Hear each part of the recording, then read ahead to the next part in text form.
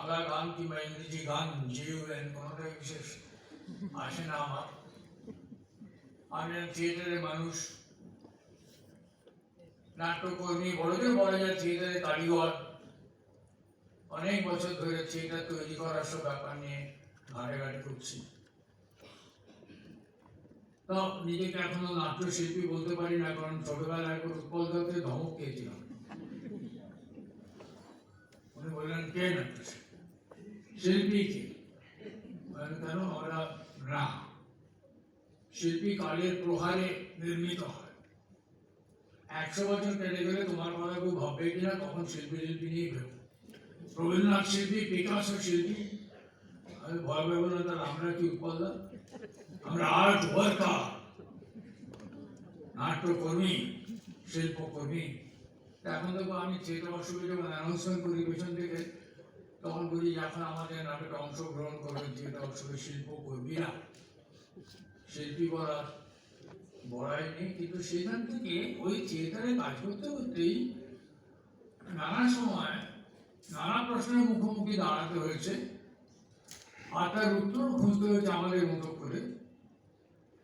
ফলে আমি যে আজকে আপনাদের সঙ্গে কথা বলবো সেটা একজন থিয়েটারের লোক হিসেবে, পণ্ডিত হিসেবে নয়,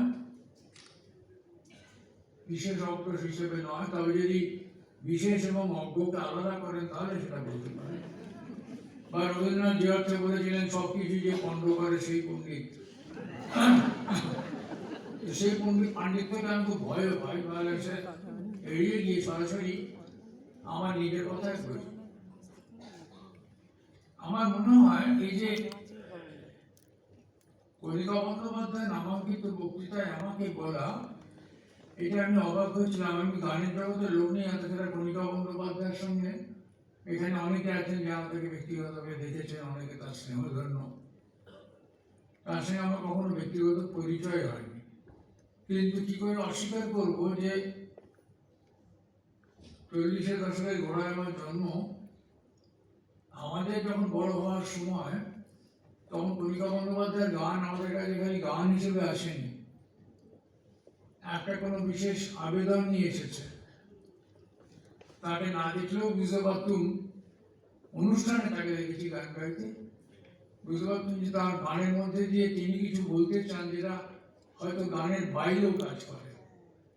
যেখানে কণিকা বন্দ্যোপাধ্যায়ের সমগ্র ব্যক্তিত্ব তার গানের মধ্যে মিশে গিয়ে একটা আশ্চর্য নিবেদন হয়ে দাঁড়ায়, যা শুনলেই মুগ্ধ হতে হয়। প্রভূত বেদনা, অনেক নিঃসঙ্গতা এবং অনেক সাংগীতিক ঐশ্বর্য মিলে এরকম গলা তৈরি হয়। আর ওই সময় তার খুব বন্ধু, কিন্তু একদম অন্যরকম করে রবি ঠাকুরের গান গাইতেন, সুচিত্রা মিত্র। দুজনের গানের ব্যাখ্যা আলাদা, দুরকম ব্যক্তিত্ব দিয়ে তারা রবি ঠাকুরের গানকে স্পর্শ করতেন। দুরকম বিদ্যুৎ তৈরি হতো তাদের গানে।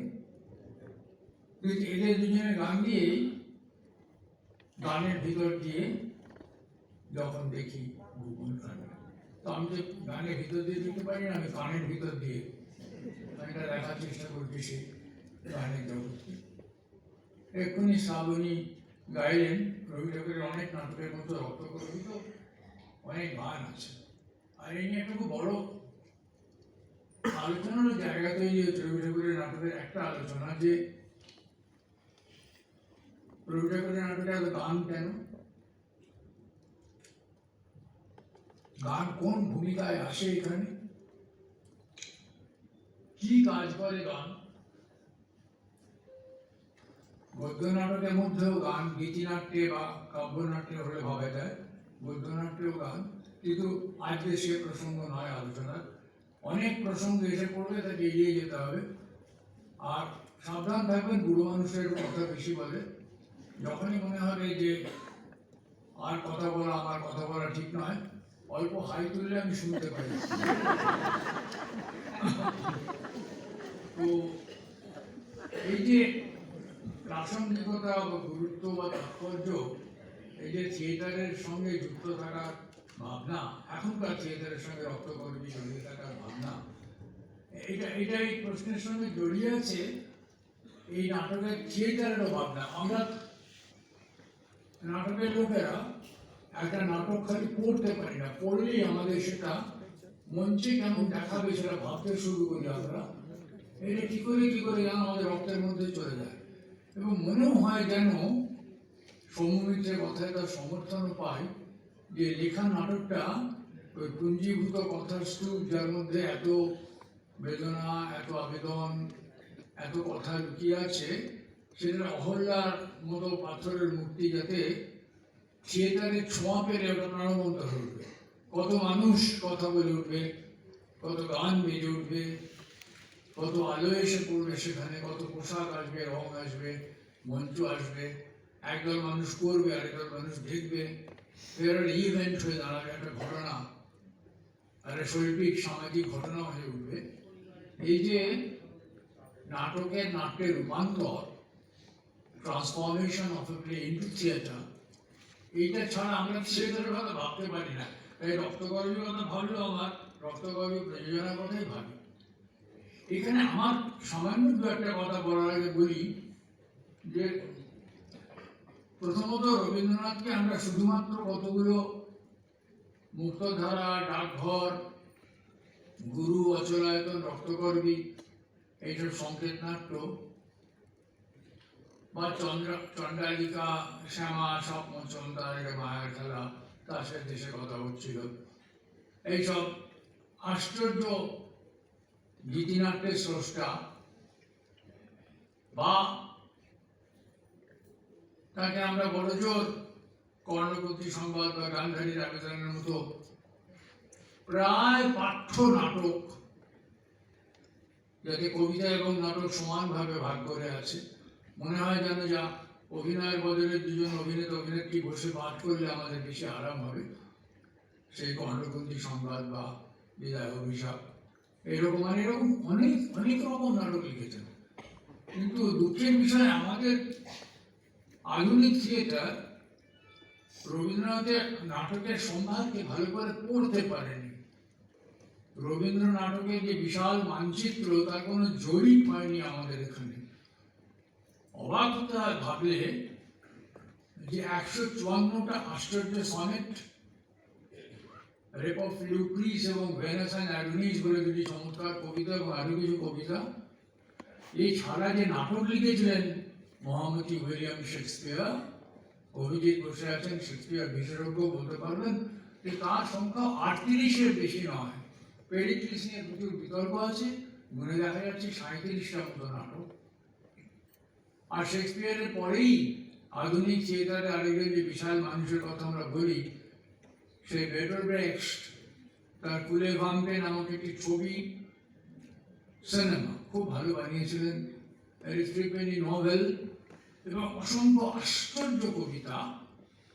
কেনেথ টাইনন তার কাব্যগ্রন্থে বলেছিলেন মাইন্ড চেঞ্জিং ভলিউম। সত্যি কবিতা সম্পর্কে ধারণা পাল্টে দেয় ব্রেখটের কবিতা, সাংবাদিকতার কাব্যের স্মৃতি মিশ্রণ। তার বাইরে ব্রেখটের রচিত নাটকের সংখ্যা 40-42-এর বেশি নয়, যদি এরা দুজনেই মধ্য 50-এ মারা যান, শেক্সপিয়ার এবং ব্রেখট। তার থেকে বেশি কিছু বেঁচেছিলেন রবীন্দ্রনাথ, কিন্তু মধ্য 50-এ রবীন্দ্রনাথ খুব ভাববেন যে এই নাটকের সঙ্গে কি পরিমাণে গান লিখছেন, গানে সুর দিচ্ছেন, খালি রচনা করছেন না, এবং তার সঙ্গে প্রবন্ধ রচনা করছেন, লিখছেন অনবদ্য সব গল্প, যা তখনকার দিনেও দুজন পৃথিবীর সেরা গল্পকার মোপাসা এবং চেকভের সঙ্গে কেবলমাত্র তুলনীয় বলে মনে করছেন বহু সমালোচক, বিশেষজ্ঞ, রসজ্ঞ মানুষরা। শেষ জীবনে ছবির কথা বাদই দিলাম, সঙ্গে গড়ে তুলছেন শান্তিনিকেতনের মতো একটা বিরাট কর্মকাণ্ড, যা আজও পৃথিবীর বিস্ময়। এবার অতিমানব তার এই বিশাল সৃষ্টির বিস্ফারের মধ্যে দাঁড়িয়ে থিয়েটারও কিন্তু করছেন সমানভাবে। এইটা আমার নাটকের মানুষ হিসেবে খুব কৃতজ্ঞ লাগে ওনার কাছে। এই জন্যই আমরা 17 বছর ওরা বাল্মীকি প্রতিভার কথা জানি, তার একটু আগে 16 বছর বয়সে উনি অলিকবাবু চরিত্রে তার জ্যোতিদারা নাটকে অভিনয় করে ফেলেছিলেন 16 বছরে। আর নিজেই বলছেন যে 12 বছর বয়সে পৃথ্বীরাজ পরাজয় লিখেছিলেন, সেটা হারিয়ে গিয়েছিল, পরে বলছেন ভাগ্যিস হারিয়ে গিয়েছিল, ওরকম খারাপ নাটক তো হয় না।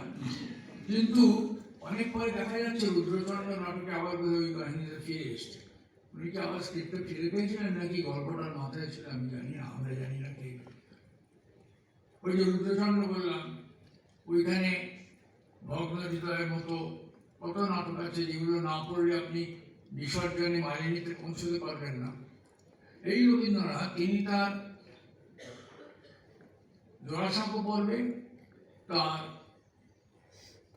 শান্তিনিকেতন পর্বে এবং শান্তিনিকেতনের আশ্রম তৈরি, মানে প্রায় বলা যায় প্রাক শান্তিনিকেতন পর্বে, জোড়াসাঁকো শান্তিনিকেতন পর্বে, এবং তারপরে দীর্ঘদিন দু জায়গাতেই ক্রমাগত কলকাতায় শান্তিনিকেতনে নাটকের হাতে কলমে চর্চা করেছেন।